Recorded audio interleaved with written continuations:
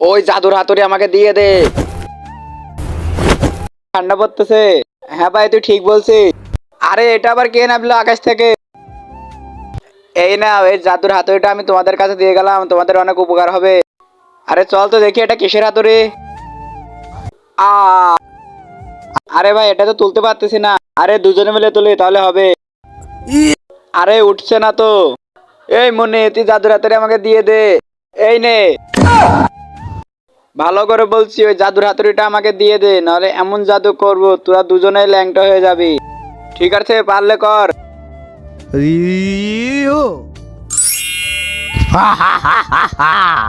আরে ভাই চল ওকে জাদুর হাতুড়িটা দিয়ে দিই, নাহলে ও আমাকেও ল্যাংটা বানিয়ে ফেলবে।